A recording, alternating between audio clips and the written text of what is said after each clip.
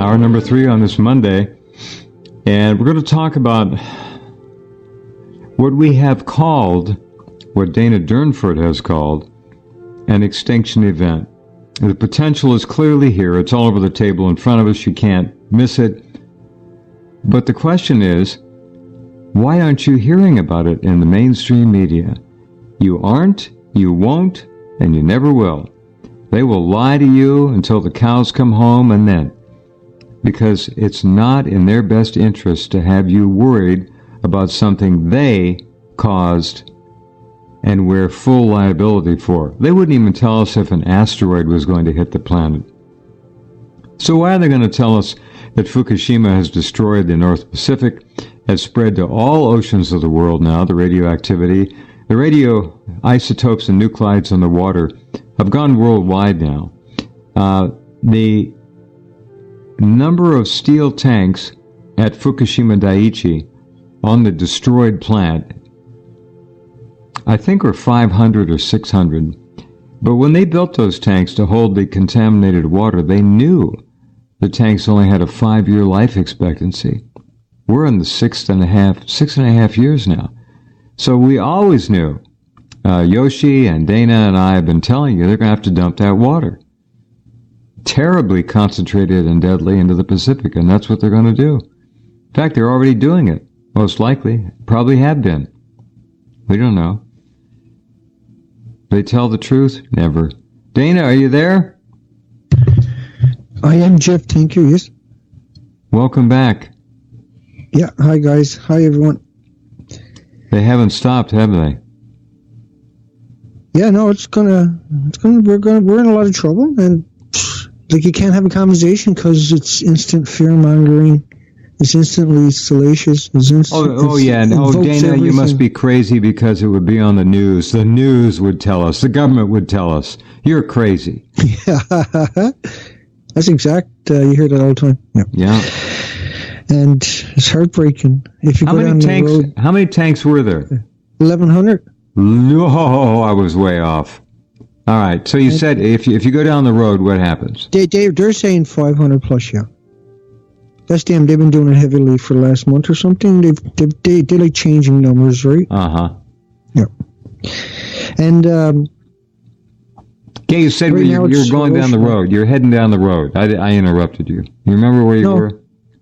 Who knows? With that one, I was probably up or something by the sounds of it. No problem.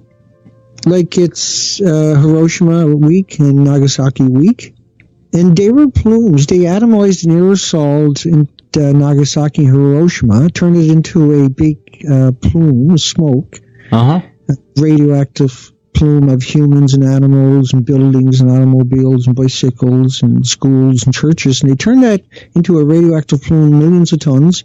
And that radiated South Korea, radiated China, it radiated, of course, North America right across from it within a few days.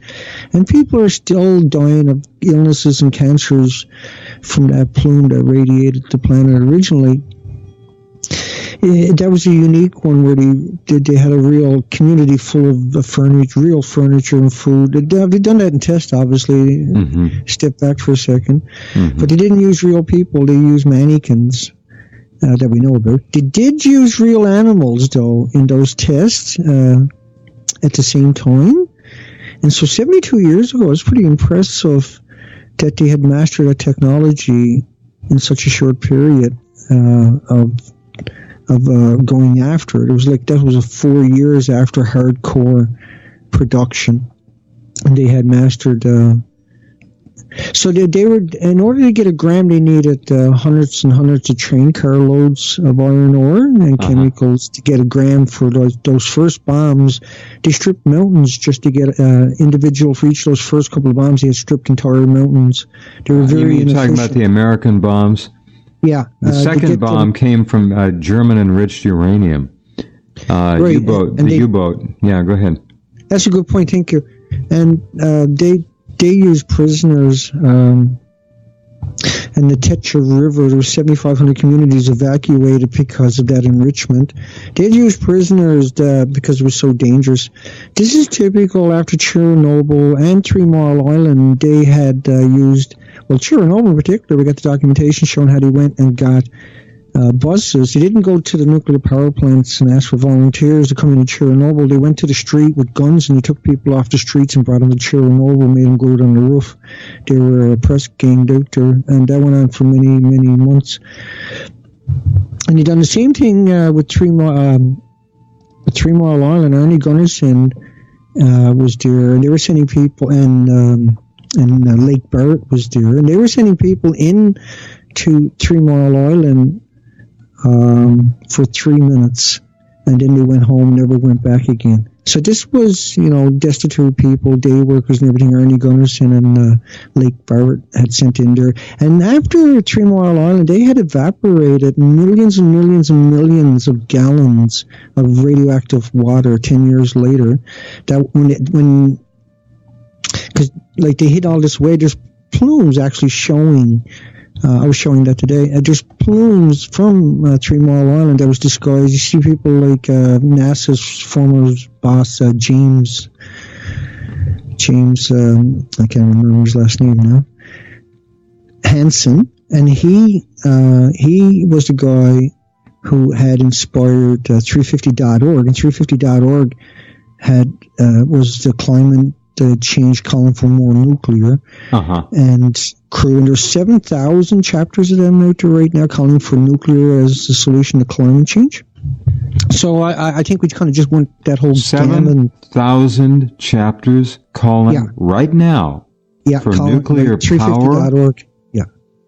For nuclear power as a solution to climate change.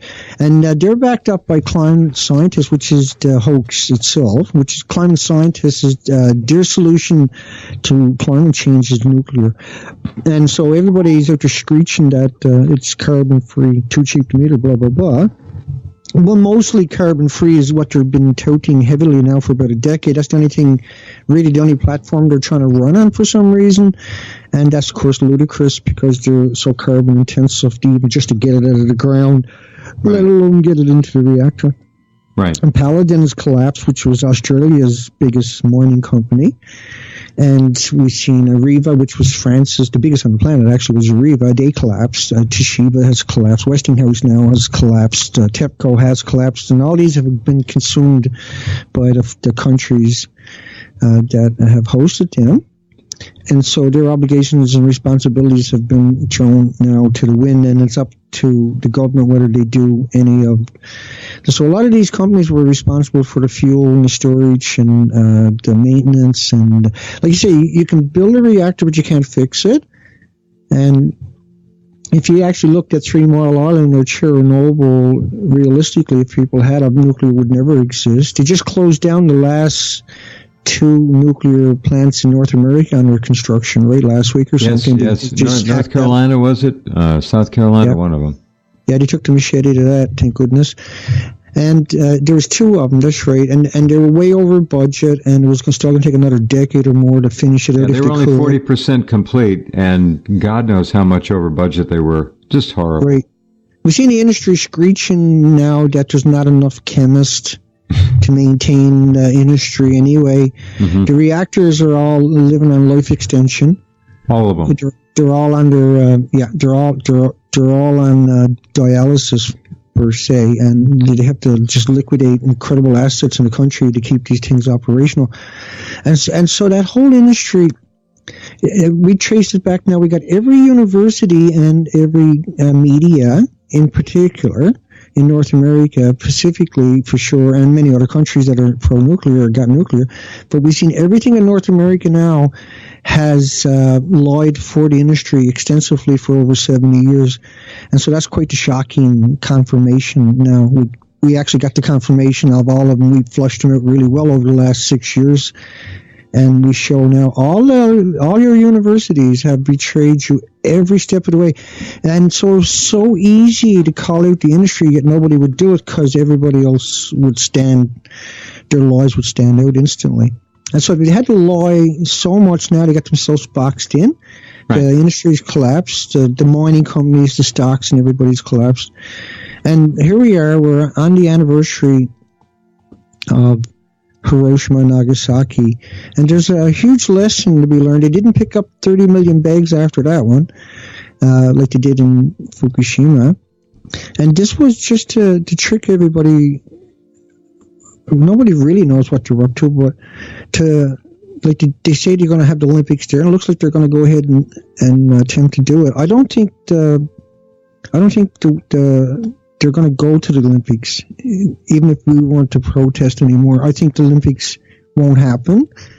I think. In other words, you're saying that you feel a lot of the competitors will announce they're not going to go, and they're going to have to relocate the venue. I don't think they're going to go to Japan either. I think something else is going to happen. They're going to have a war, a major conflict or something, because that's not going to happen. I can't see it happening. Yeah. Of course. You got to blame it on something. They'll have to have a terrorist attack somewhere they'll stage. And they always do. False flags. Yeah, they go back 2,000 years in history they've been using them. Yeah, it'll be convincing that it's terrorists and whoop-de-doo. And so, like, when I watched, when you look at the bomb they dropped on Hiroshima, how many suicide bombers does it take to equal that bomb? I wonder. They evaporated an entire city, and who knows how many, 170,000 people. Put the animals and the buildings and the roads, the mountains, salt pieces. But Dana, President Truman told us that it was a military facility. Right, it was making munitions. I'm not arguing that point. I'm just saying, joking. Yeah, he called the whole damn place a military base. That was his first announcement. Oh, I didn't know that. No, it's lies. I ran the story the other day. Oh, good one. And what I was kind of going to refer to was that, to me, what I see now, all this time later, 72 years later, is they atomized an aerosol and radiated that city and turned it into a killer. They turned it into an endless killer by liberating it into the environment that under those conditions as a fission product. And so it's perpetual. And so if it lands in the forest decades later, when the forest burns, and it will, then that's liberated back into the environment. That is the cycle of life now forever. Right. We're here in British Columbia, Canada. I'm in Powell River in particular, for anybody that's wondering.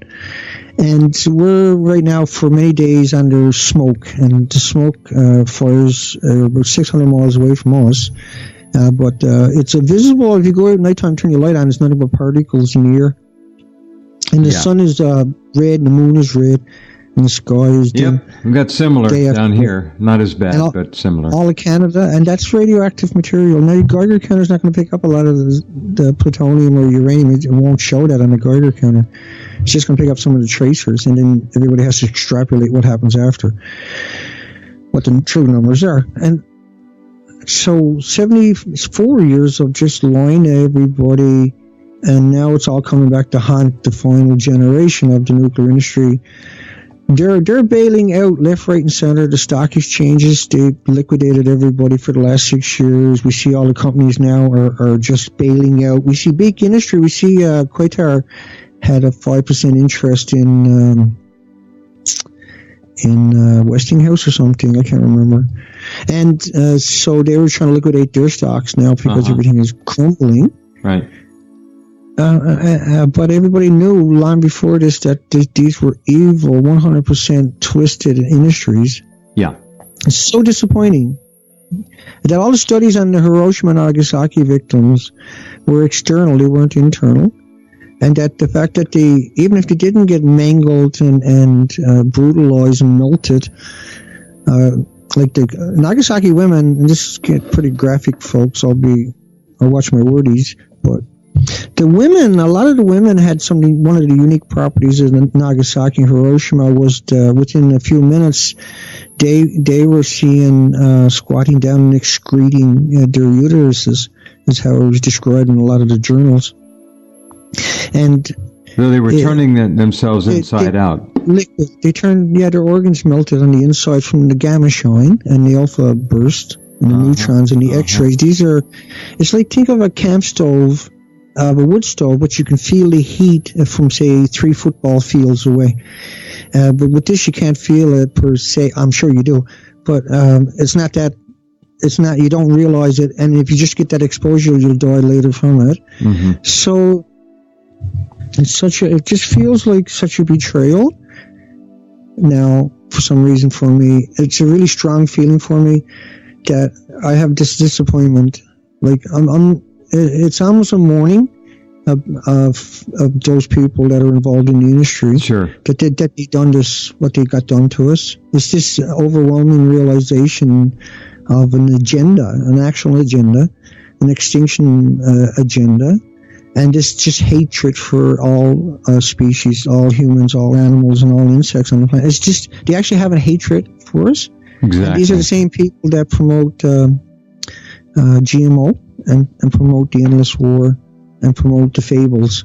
And they work together to enhance each other synergistically, intuitively. And it's almost like, you know, they're wishing the worst all the time, and then they want to make it. They work hard to make it come true, and they just can't wait to finish it out. And the touch of a button, being able to blow up and destroy the planet, really appeals to them. But they understand how this. They actually know what they're doing. They're aware of it. The nuclear scientists had no illusions. It wasn't about a banana or a potato chip or walking in sunshine. The universities could have easily come out and debunked it. And the media could have debunked it at any time in 74 years. At any time, any journalist could have come out and debunked them, and didn't. No. And didn't. Much to their disgrace. That's forever. Horrifying, Jeff. Yeah, that's horrifying. That's terrifying. I can't drive past a university ever again without having nothing but contempt. And that one, I'm sure that's understandable. No, it's totally understandable. It's because of how can I not now? See? I agree. And how can anybody else? Right. And so where does that leave us as a... They're complicit. They've sold out for money and grants, and they're lied to us, and people die all the time. They do weapons experiments and research. Don't forget that. Most of our initial weapons science comes from universities. And then they develop it.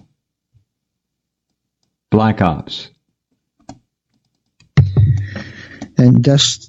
but it's all predicated up on deception and misrepresentation and manipulation. The whole fraud. It's totally staged false events on top of that, right? Yeah. Yep. Because of mass communication, mass awareness now, 50 years ago, the average person was walking around with a grade 2 or 3 education, barely able to function in the literal world. They're okay for farming or fishing or something like that. And, we grew up in that environment ourselves. We understand it. It's not that it was a bad thing, but that was the average education. Now people have access to information. They're able to work things out at an incredible pace. Mm-hmm. And it has truly come back to haunt these people, but not without them getting their way. Go ahead. I'm going to finish up, but I got something to contribute here. Yeah, and it just takes one of them breaking rank, and the whole thing falls down. It's truly the house of cards, and we're going to pull the rug out from underneath them at some point in the very near future, and it's going to be hideous and horrific. The results for everybody, the implications. I think everybody knows something really, really bad is coming. They feel it. Yeah. Oh yeah. I talked to some people who were living in Oregon and 3.5 years ago moved to Chile, and they came up and they stopped by to say hello, and we were talking about tide pools, and the husband said straight away, they both did, they went to the beach, they looked at the tide pools, and as you've been the first to say, he said they saw about 4 or 5 species. And I said there were potentially 6,500 there. And he said, well, we saw about 4 or 5, 6, that's it. And so you're right. And I would ask all of you listening, if you live on the West Coast, go down to your favorite tide pool and count the number of species. You're going to be in for a surprise. There'll be a few, but that's it. And they'll be the same species everybody else is going to find. Nobody's going to find anything besides the ones I found. You're not going to find any different ones than what I found. And I've done the whole coast, 15,000 miles, 260 days, up to 5 months without coming home. And it's definitive. And I think about that expedition so often, so many times. It's consumed me now at this stage. And so, like I've mentioned this, I'm sure, before, but finally got the majority of the cameras up and running and working, and it was a black magic and all the pieces to go with it. It was it's difficult when you go into production. It's difficult. Sure it is. Like then typical take any camera and do a video is easy and it's fine. You go around with it. But if you want to go high production, like 3 gigabytes a second, and then try to master that, and it's just wow. And so we got that pretty well done at this stage. That's the final. To me, that's now I can really truly tell a story with high, because you got to meet up a certain standard, Jeff.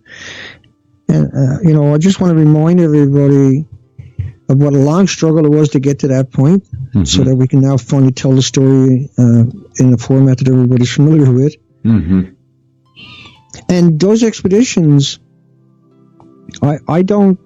See, I can't imagine the planet not being upset. I can't imagine the planet not, and I'd have a planet. I'm just talking about the absolutely just the blowback. You would think. Yeah, you can't. No, you can't imagine it. How can people ignore this? How? At what point? Because right now they're able to keep them in the dark, but at some point I see people waking up all the time, and at some point when the mass wakes up at the one time, coming at us hard now. Not good. Back with Dana right after this. Hang on.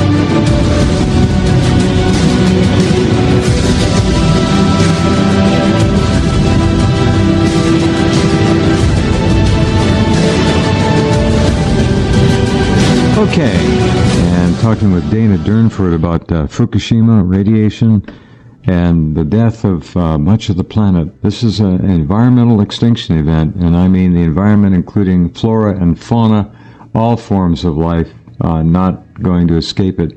Looking up Fukushima just in a general Google search, here are the top 3 stories. Title: Should we really be so afraid of nuclear radiation? There's one of those stories, Dana, that makes you want to pull your hair out. Just sickening. Sickening propaganda. Yeah, I got that yesterday, that guy. Yeah, he came out one day ago. Here's one on Fukushima, Hiroshima. Hiroshima Day. Radioactive wastes from Fukushima haunt the oceans. Well, Hiroshima and Nagasaki, what happened to their radiation?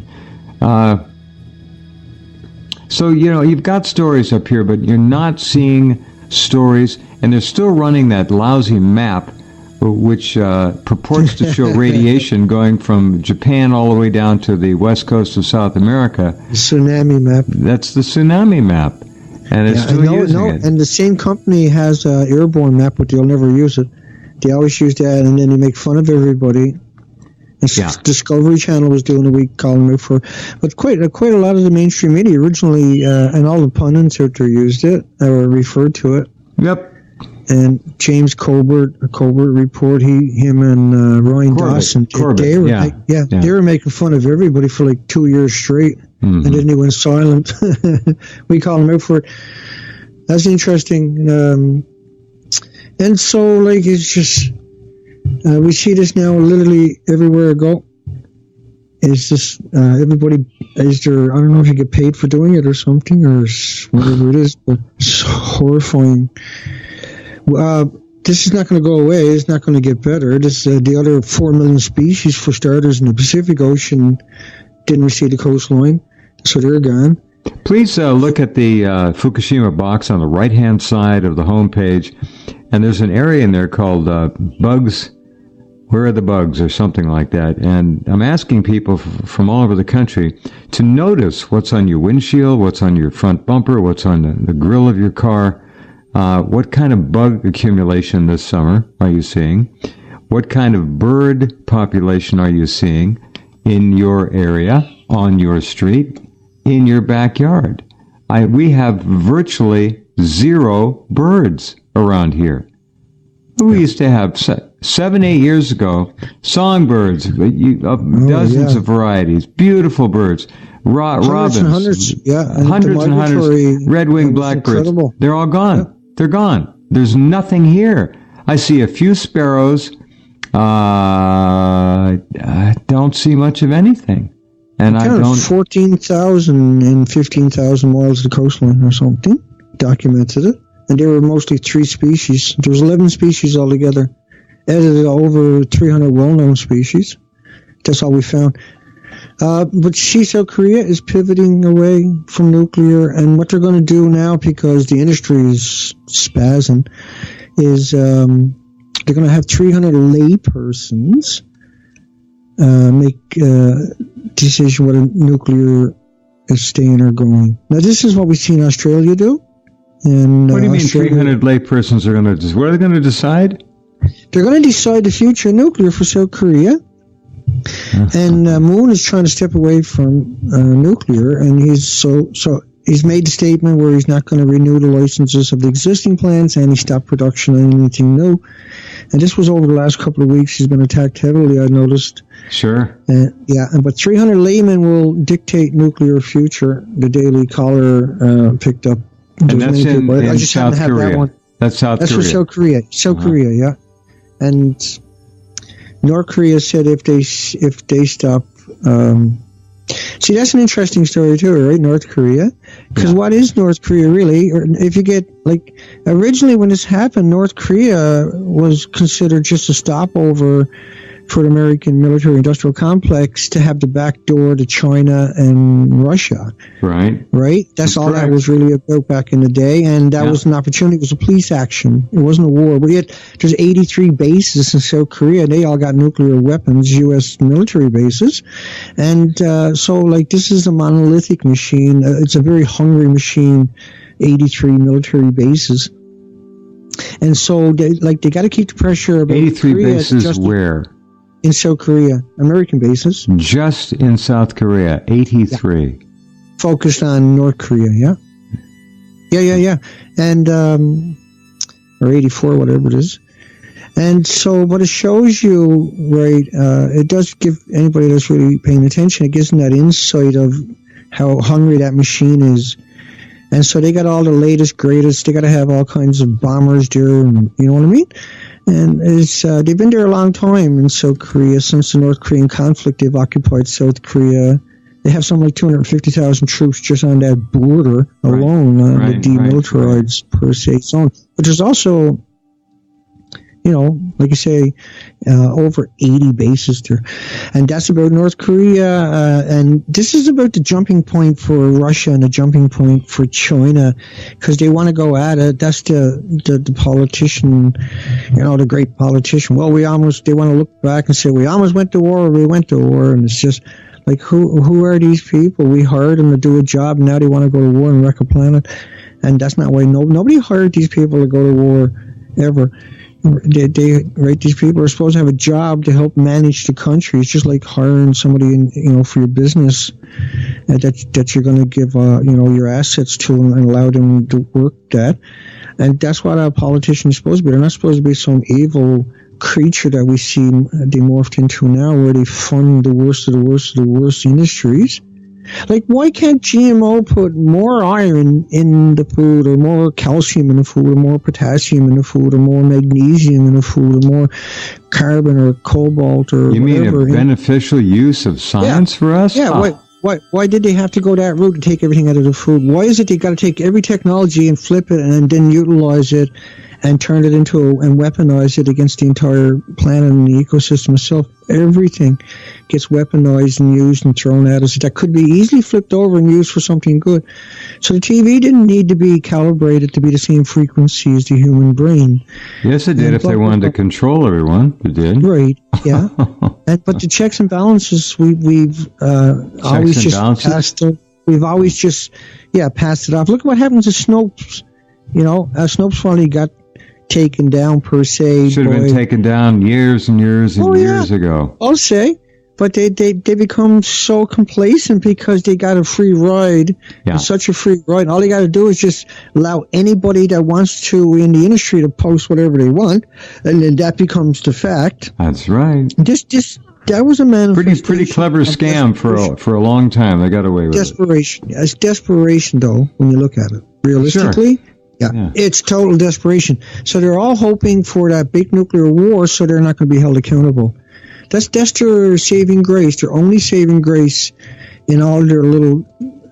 It's despicable. Over and over and over and over now, we've come across the same routine of these people will do whatever they can to destroy the planet for a paycheck, and then they'll do whatever they can to hide the crime.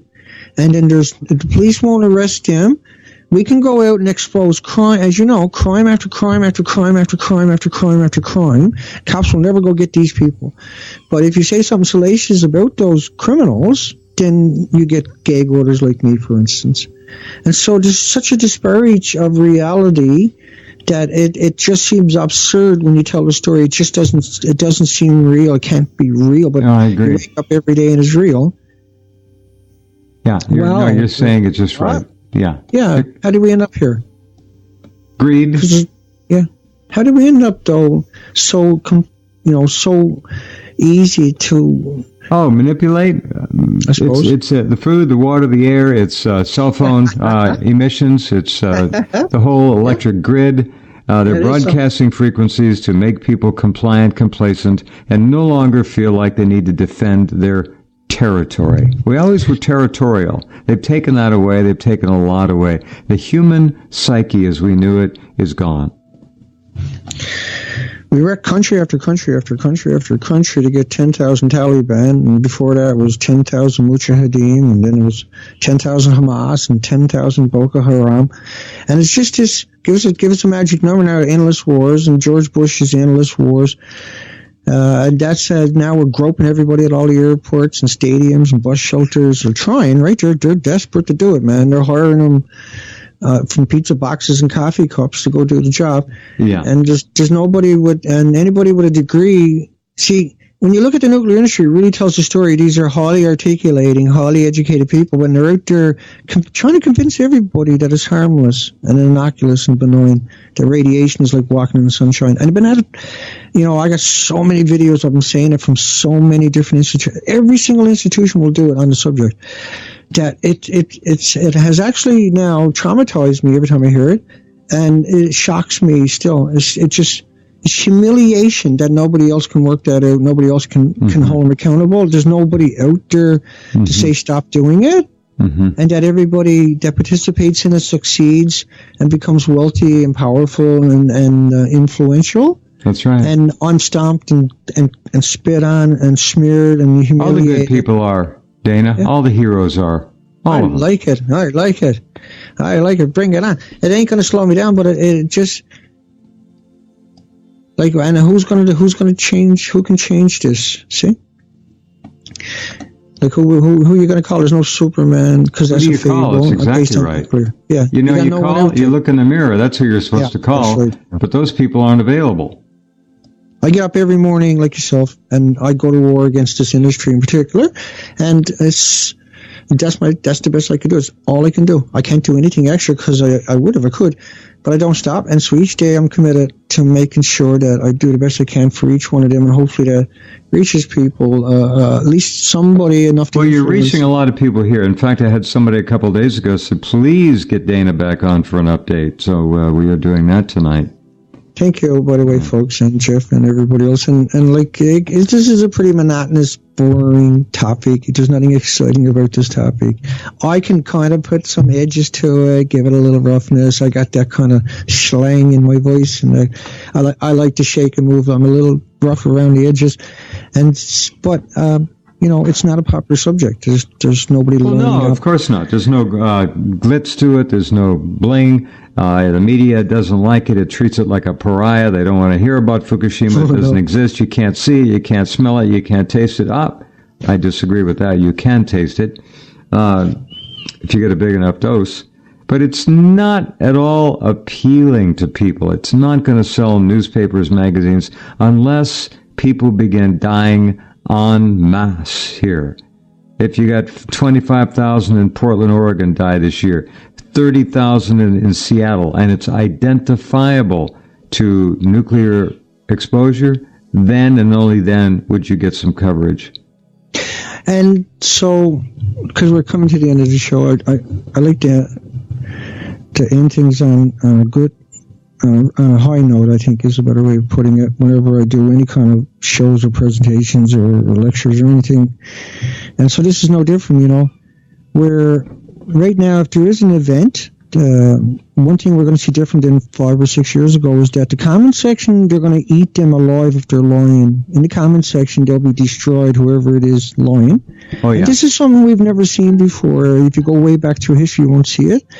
But in the last couple of years in particular, we've seen them coming out and trying. Now, like they show pictures of Reactor 3 alleged core, but the core is gone. We show that in our presentations. There is no core. It's a fake.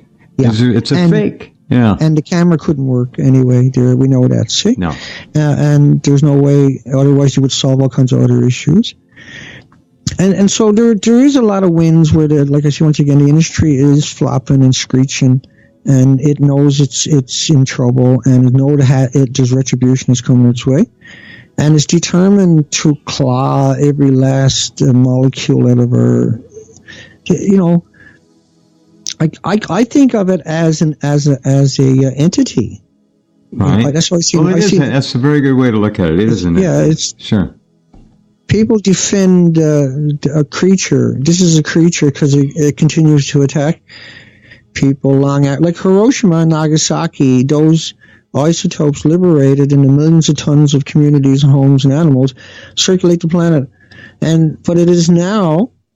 We're now at this one crux of our existence where, if there's to be a future generation to look back and see this slow burn of the nuclear industry and the people that rose up and tried to stomp it down.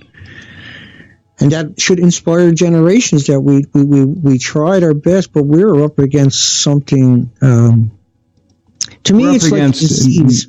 Yeah, it's like a disease. No, that's a good way to put it, too. It's a disease of the brain, and that the people involved in it become like the Borg, and they will do whatever they can to defend that industry in order to protect their position or their income or something, I guess, or their ideology or their demonic possessions. Mm-hmm. This is what we're seeing, this uniform where everybody works together, like, to attack anybody that dare speak out against us, so everybody's terrified. But now we see in the comment section when they do come out that everybody goes aboard of them with legitimate arguments. Is something I had always hoped for but never expected to see, and now we see it.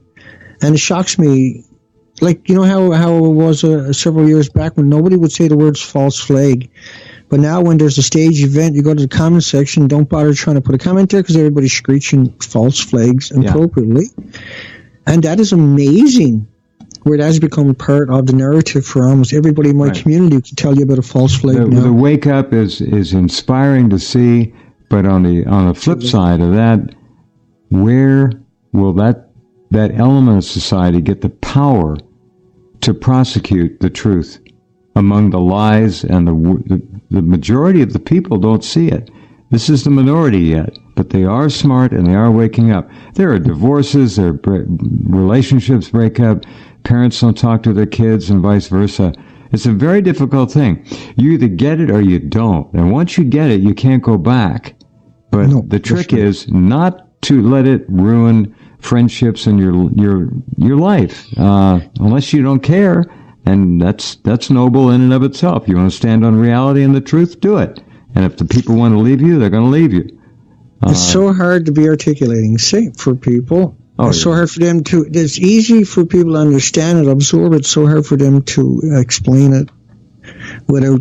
It's such a difficult topic. That's what I seem to find all the time is people struggle, and what I tell people is like introduce them to it, and if they don't accept it or ain't able we to need, comprehend Dana, 5 or 6 key videos which really tell the story, and they're probably out there. I don't have them isolated and promoted, but if you come across 5 or 6 good ones, let me know. They're all over the map, and that's another problem. We've got no cohesion. Right. It's very difficult to get a message across when you are splayed all over the playing board.